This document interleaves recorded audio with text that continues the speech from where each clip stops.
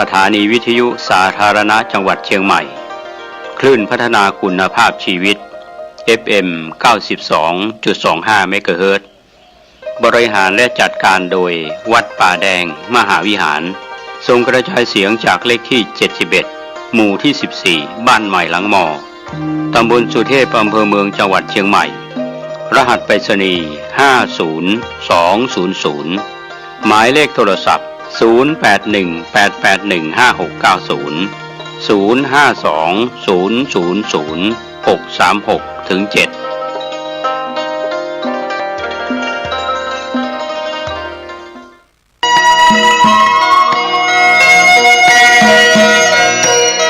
ศาลเพื่อการประชาสัมพันธ์โครงการปรับภูมิทัศน์และพัฒนาปรับพื้นที่รอบอุโบสถวัดป่าแดงมหาวิหารมติคณะกรรมการบริหารวัดป่าแดงมหาวิหารครั้งที่ 4/2567 ได้เห็นชอบและอนุมัติให้ดำเนินโครงการใช้เงินบริจาคและเงินสะสมของวัดเพื่อพัฒนาปรับพื้นที่ของวัดป่าแดงมหาวิหารจึงขอเชิญชวนผู้มีจิตศรัทธาร่วมพัฒนาเพื่อถวายเป็นพระราชกุศลถวายพระเจ้าสามฝั่งแกนและพระเทวีพระเจ้าติโลกราชพระเมืองแก้วและอดีตเจ้าอาวาสวัดป่าแดงมหาวิหารมีพระญาณคัมภีร์พระมหาสวามีโพธินันทะครูบาเจ้าศรีวิชัยพระอธิการอิ่นแก้วอรินทโรครูบาอ่องขอเชิญชวนผู้มีจิตศรัทธามีเจตนาร่วมในข่าวครั้งนี้โอนเงินผ่านธนาคารกรุงไทยสาขาสุเทพชื่อบัญชีวัดป่าแดงมหาวิหารเลขที่บัญชี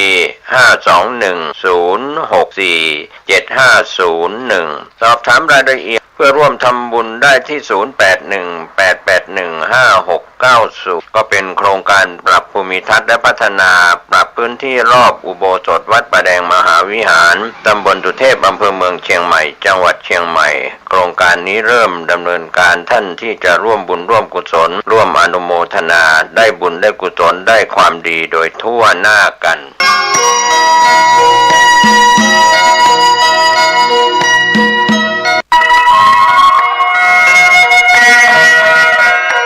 ขอเชิญพี่น้องชาวพุทธร่วมเป็นเจ้าภาพสร้างห้องสุขาห้องอาบน้ำเพื่ออำนวยความสะดวกแก่คณะศรัทธาสาธุชนที่จะเข้าปฏิบัติธรรมกรรมฐานณวัดบ้านเราพระเจ้าตาเขียวพื้นที่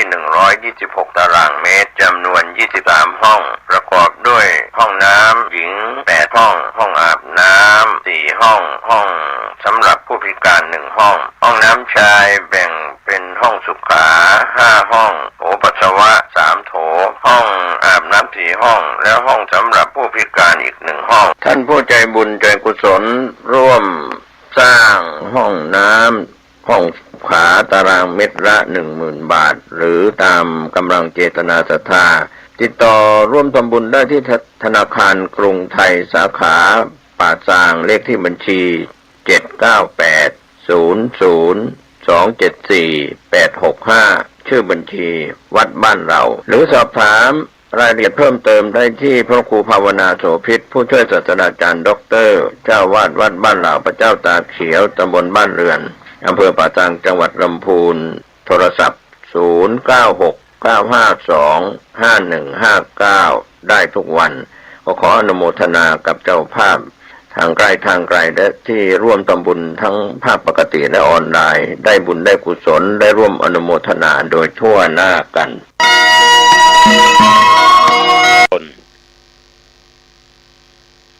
มาพบมาปะกันอีกเช่นเคยในรายการพระกิณกะแห่งธรรมะโดยตุเจ้าวัดหนองตองห่างดงจังหวัดเชียงใหม่นำรายการนี้พบปะกับญาติกับโยมเป็นประจำทุกวันในเวลาเดียวกันนี้30 นาทีโดยประมาณและออกอากาศณทางสถานีวิทยุแห่งนี้ท่านทั้งหลายต่อไปนี้เอามาไหว้พระมาสวดมนต์ตามที่เคยปฏิบัติมาตั้งอกตั้งใจเน้อว่าพร้อมๆกันไป อะระหังสัมมาสัมพุทโธภควาพระผู้มีพระภาคเจ้าเป็นพระอรหันต์ดับเพลิงกิเลสเพลิงทุกข์สิ้นเชิงตรัสรู้ชอบได้โดยพระองค์เองพุทธังภควันตังอภิวาเทมิข้าพเจ้าอภิวาทพระผู้มีพระภาคเจ้าผู้รู้ผู้ตื่นผู้เบิกบานกราบพระพุทธสวากขาโตภควตาธัมโมพระธรรมเป็นธรรมที่พระผู้มีพระภาคเจ้าตรัสไว้ดีแล้วธัมมังนัมสสามิข้าพเจ้านมัสการพระธรรมกราบพระธรรมสุปฏิปันโนภควโตสาวกสังโฆพระสงฆ์สาวกของพระผู้มีพระภาคเจ้าปฏิบัติดีแล้วสังฆังนัมมามิข้าพเจ้านอบน้อมพระสงฆ์กราบพระสงฆ์นะโมตัสสะภะคะวะโตขอนอบน้อมแด่พระผู้มีพระภาคเจ้าพระองค์นั้นอะระหะโตซึ่งเป็นผู้ไกลจากกิเลสสัมมาสัมพุทธัสสะตรัสรู้ชอบได้โดยพระองค์เองนะโมตัสสะภะคะวะโตขอนอบน้อมแด่พระผู้มีพระภาคเจ้าพระองค์นั้นอะระหะโตซึ่งเป็นผู้ไกลจากกิเลสสัมมาสัมพุทธัสสะตรัสรู้ชอบได้โดยพระองค์เองนะโมตัสสะภะคะวะโตขอนอบน้อมแด่พระผู้มีพระภาคเจ้าพระองค์นั้นอะระหะโตซึ่งเป็นผู้ไกลจากกิเลสสัมมาสัมพุทธัสสะตรัสรู้ชอบได้โดยพระองค์เองพุทธังสรณังคัจฉามิธัมมังสรณังคัจฉามิสังฆังสรณังคัจฉามิตุติยัมปิพุทธังสรณังคัจฉามิ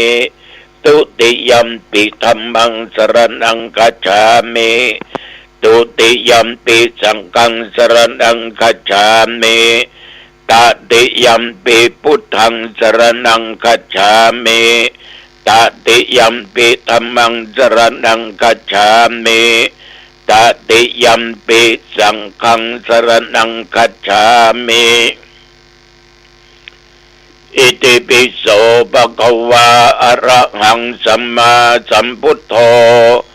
วิชชาจารณะสัมปันโนสุขโตโลกวิทูอนุตตโรปุริสธรรมสารถิสัทธาเทวมนุษย์สานังพุทโธภควาติยันตุนิมิตตังอวมังคลัญจาโยจามนาโปสกุณสัสสะโธปะปะคะโอตุสุปินังอากันตังพุทธานุภาเวนะวินาสเมนตุสวากขาโตภควตาธัมโมสันติติโกอากาลิโกเอหิปัสสิโกโอปนายิโกปัจจตังเวทิตโพวิญโยหิติยันตุนิมิตตังอวมังคลัญจาโยจมนาโปสกุณสัสสะโธปะปะคะโอตุสุปินังอากันตังธรรมานุภาเวนะวินาสเมน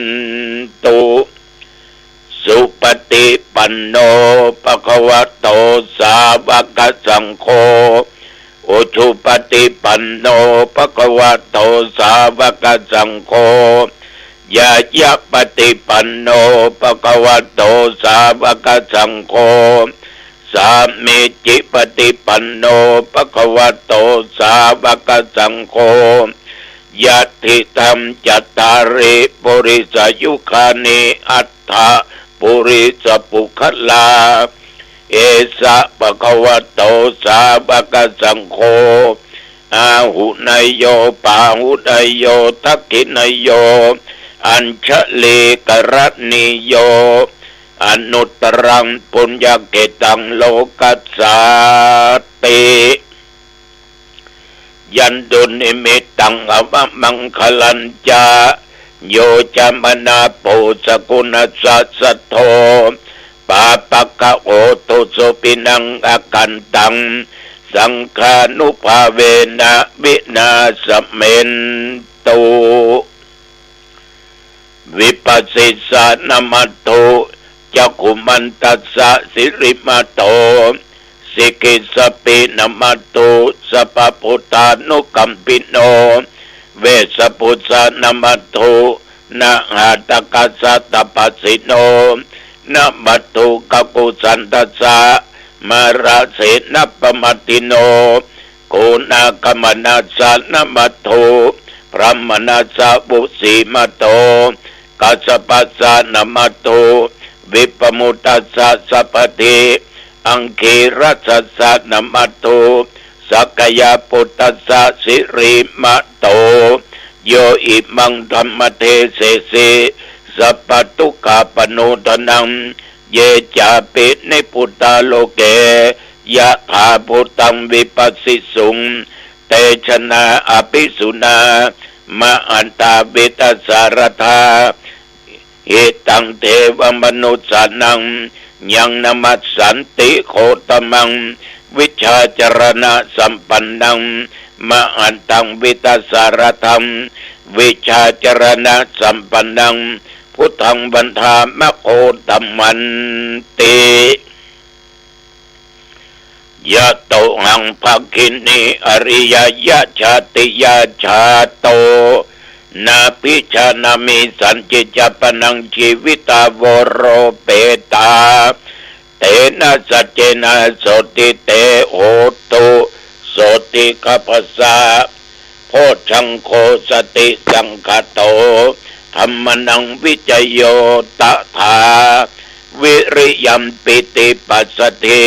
โพชังคาจัตตถาปะเรสมาธุเปกะโพชังคาสัตเตเตสัพพทักษินามุนินาสัมมตคตาภาวิตาภาหุลิกตา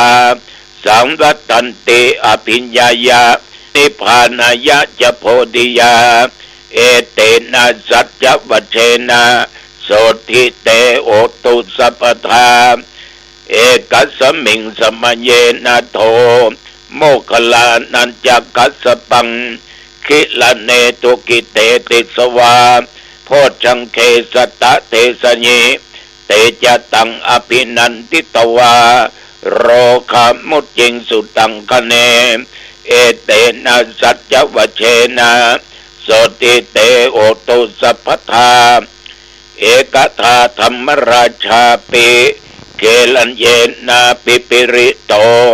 จุนดาเทเรนะตัญเยวะพนาเปตวานะสาตรัง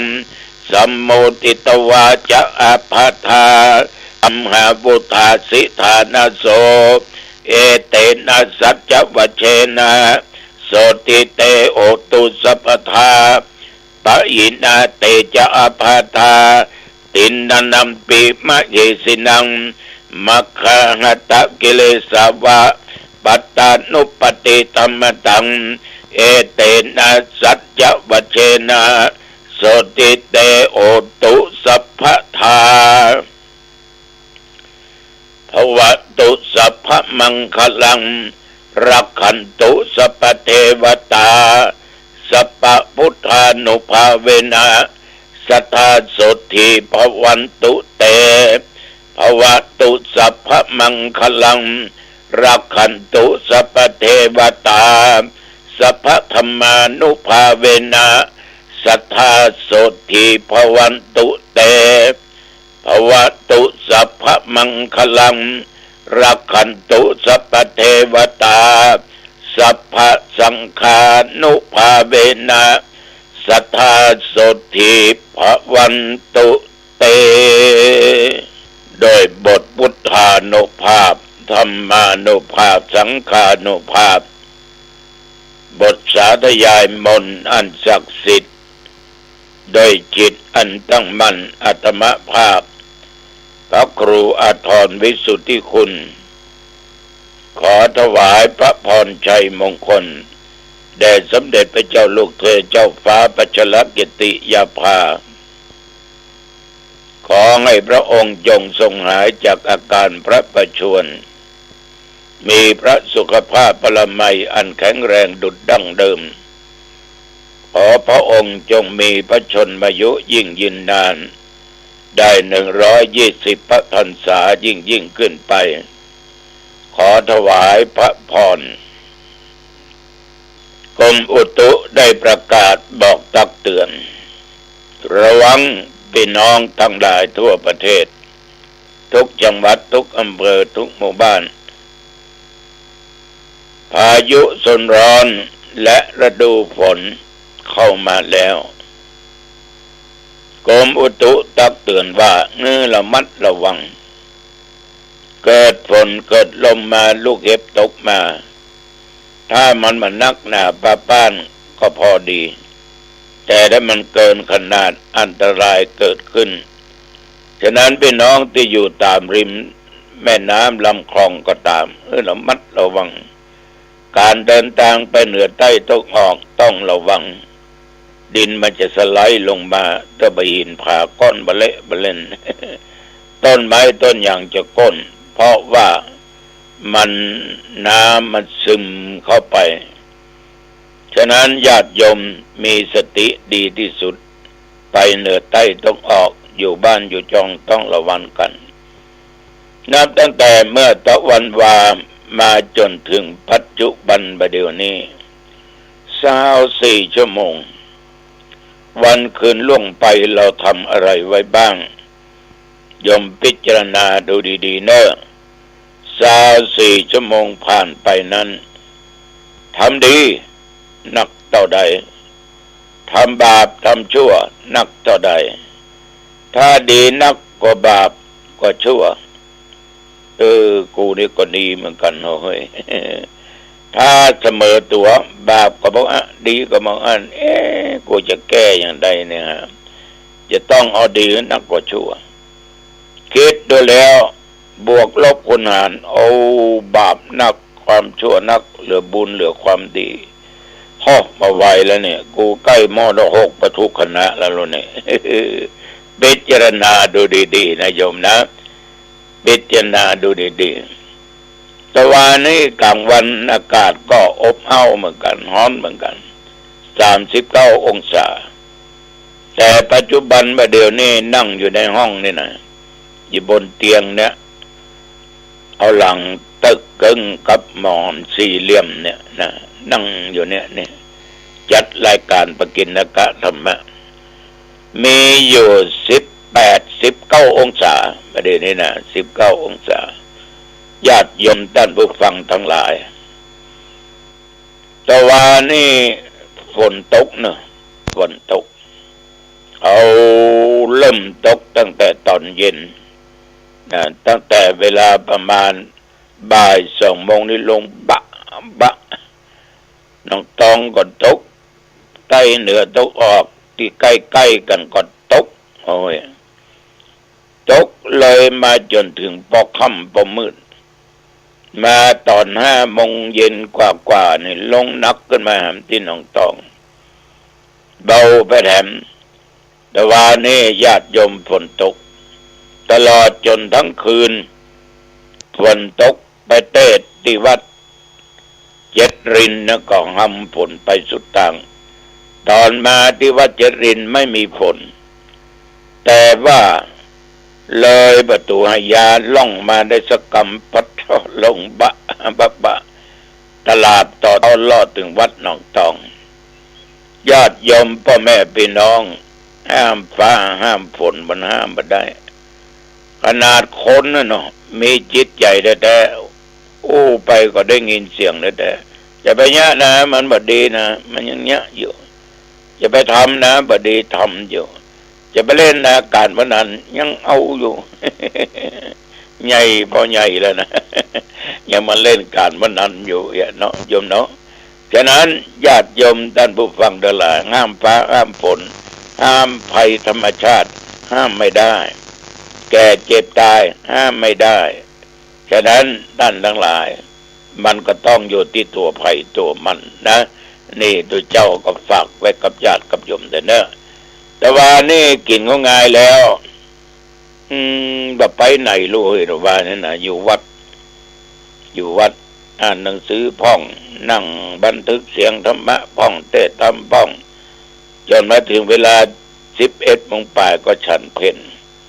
เรียบร้อยแล้วฉันเพลบ่าย3 โมงก็ออกวัดไปเจริญพุทธมนต์อบรมสมโพธิเสนาสนะที่วัดเด่น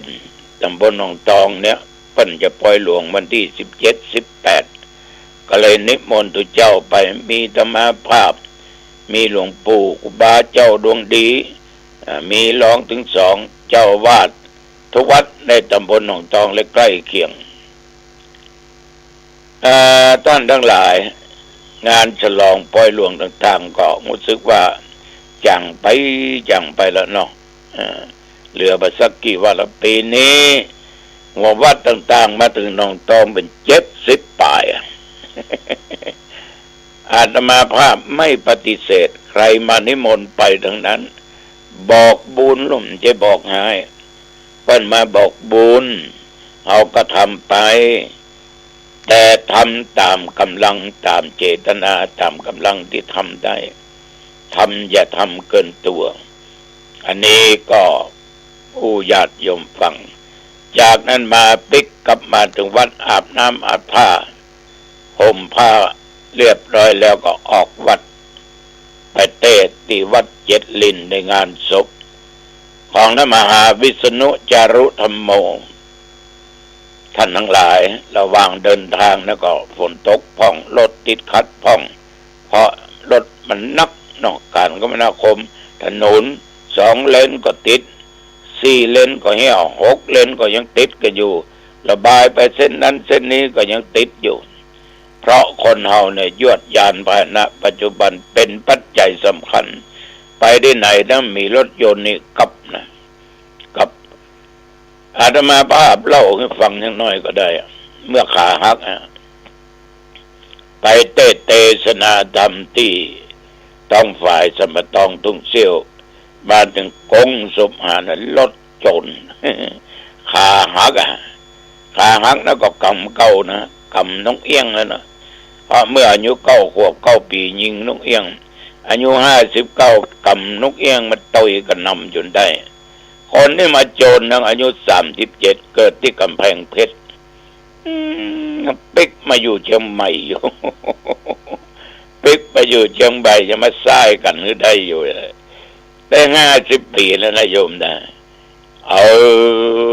โทรไปที่ไหนเปิ้นก็รับเปิ้นก็ไปอยู่ขาธรรมาก็หักนั่งอยู่ในรถก็โจรกันเป็นเรื่องเป็นราวกันกับแต่มีนึ่งกันก็ยังบ่พร้อมมันต้องส่องกันแต่ละบ้านแล้วก็มันถ้าบ่มีวิ่งไปหาภัยนะยิ่งประสบอุบัติเหตุก็เป็นนักเป็นนาเนี่ยคนเขาก็กลัวเพิ่นไปตายในรถลงมาดึมเขาเอาไปอันนี้อาศัยเป็นตุเจ้าบ่ได้ก็มีอีกคนหนึ่งเอารถมารับไปส่งโรงพยาบาลฉะนั้นญาติโยมท่านผู้ฟังทั้งหลายอาตมาภาพก็ค่อยๆไปจนถึงวัดเจ็ดรินไปถึงก็หันญาติโยมอุบาสกอุบาสิกาตุเจ้าพระเนนมามากหน้าหลายตนศรัทธามาหลายคนล้วนแต่เป็นแฟนคลับเป็นส่วนมาก FC เป็นส่วนมากเป็นแฟนรายการธรรมะขึ้น96แต่ว่านี่ทางสถานีวิทยุ FM 96เป็นเจ้าภาพ กันเทศกันธรรมมียมนานวันลบนามวงผมพี่นานถึงวันนี้ตุลุงก็นึกว่าตุลุงเนี่ยเป็นน้องหรอนมละนานหรอแต่ว่านานแก่เลยตุลุงก่อนกัน มาหูดวาเนี่ยการห้องเป็นมันอ้ายเนาะแต่อายุได้นาน77เอาอีก็อ่อนแล้วไป2 ปีก็เป็นน้องยมนานพุทธิชาติคำปันตลอดญาติโยมแฟนคลับจุผู้ทุกคน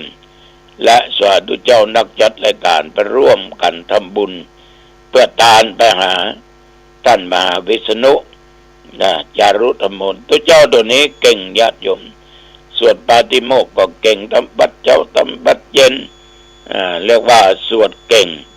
แล้วก็รักษาประเพณีวัฒนธรรมญาติโยมคงจะหันวัดปนมแปงกองจะดีไซน์ใหญ่ๆนะ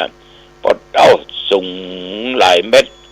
เนี่ยท่านก็ทำทุกสิ่งทุกอย่างพัฒนาวัด7 ลิ้นแปลงอันแปลงนี้โดยเมตตาธรรมของพระเดชพระคุณหลวงพ่อพระธรรมเสนาบดีเจ้าคณะภาค7วัดพระบรมธาตุเจ้าดอยสุเทพญาติโยมทั้งหลายท่านเป็นคนมีความกตัญญูกตเวทิตาต่อครูบาอาจารย์ต่อพระมหาเถระผู้ใหญ่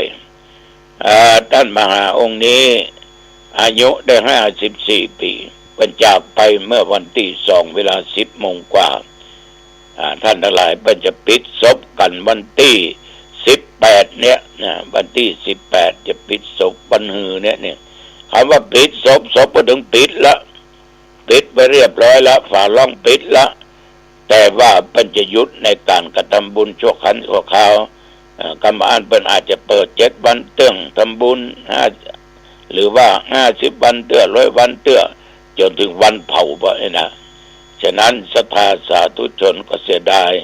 ท่านมหาวิษณุจารุธรรมนต์ตัวเจ้าตัวนี้ยังหนุ่มยังแน่นอยู่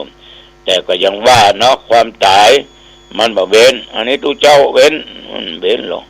อันนี้คนมีสตางค์เว้นมันก็เว้นอันนี้คนทุกข์เอาไปเลยมันก็ว่าหรอกเอาหมดทุกข์ยากอับจนหายดีเอาไปหมดตัวเจ้าพระเน้นจะรวยได้เอาไปหมดจะมียศถาบรรณาศักดิ์ตำแหน่งหน้าที่ขนาดไหนมันเอาไปหมดพญามัจจุราชนี่นะชั่วได้ที่ใดก็เอาที่นั่นน่ะ มันถึงมันรอไปนะอย่างเดียวอย่างคืนนี้จะไปเทศในงานศพทุกเจ้านะอดีตเจ้าวาดวัดสันทายสันทรายมหาวงศ์จังอำเภอสลับพีจังหวัดเชียงใหม่ก็บักไก่จากหนองตองนะข้ามแม่น้ำปิงก็ถึงละข้ามแม่น้ำปิงก็ถึงถ้าว่าหนทางซื่อเสร็จนี่ก็ประมาณ2 กิโลไปถ้ากงไปน้อยก็ประมาณ3-4 กิโลท่านทั้งหลายเนี่ยบดีประมาทเพราะอย่างเงี้ยรีบสร้างคุณงามความดีมั่นกินมั่นทานรักษาศีลฟังเทศน์ฟังธรรมเจริญเมตตาภาวนากายภาวนาก็เป็นสิ่งสำคัญเนอะญาติโยมวันหน้าวันตาเนี่ยมันนั่งฟังเรื่องการปฏิบัติเรื่องตัวกิเลสเรื่องตัวที่มันจะทำเป็นสิ่งมาขัดขวางคนต่างเดินการที่เราจะทำคุณงามความดีบังไปสู่ความดีฉะนั้นในชีวิตเนี้ย วันเวลาผ่านไปเนี่ย24 ชั่วโมงเราทำอะไรอย่างคล่องก็ดูดีๆนะญาติโยมแล้วเวลาต่อไปข้างหน้าเนี่ยเราจะทำอะไรอย่างวางแผนไว้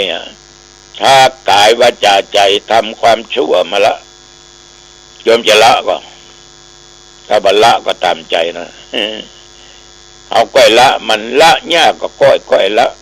มันละยากนะตัวลุงก็ก้อยละก็โอ้ยเหมือนมันก็หมด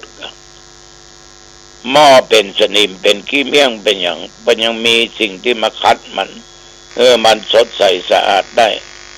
ท่านทั้งหลายทุกอย่างบรรเลือตัวเอง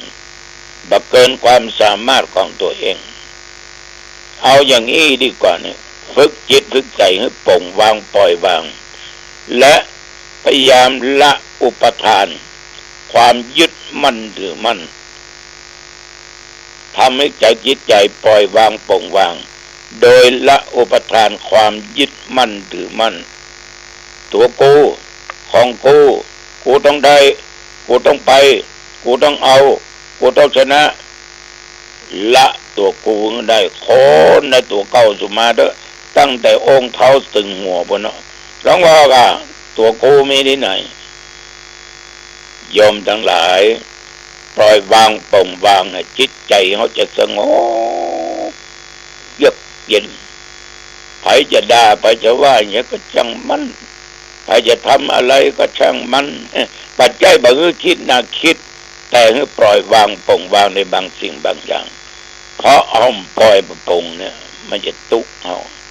โยมบางคนนี่อันนี้ก็ยึดมั่นถือมั่นประตกประเจิงมึงว่าเฮ้ยกูกะมึงด่ากูกะฮะเนี่ยอันนี้คิดจะไปตอบไปใส่พระประเดี๋ยวนี้เอิ้นด่าเลยคำว่าเอิ้นก็เล่าขวน โอ้แปลกบ่บละบ่ปงบ่วางให้พ้องฉะนั้นญาติโยมปล่อยวางปงวางพยายามละอุปทานเนอเอาละวันนี้ตุเจ้าอู้จะไปมาเป็นเวลาพอสมควรคืนนี้พบกันแน่ที่วัดสันทรายมหาวงศ์อำเภอสระปีจังหวัดเชียงใหม่2 ทุ่มหรือ8 โมงพากันไปเนอ FC ทั้งหลายอายุวันโนสุขังพลังพบ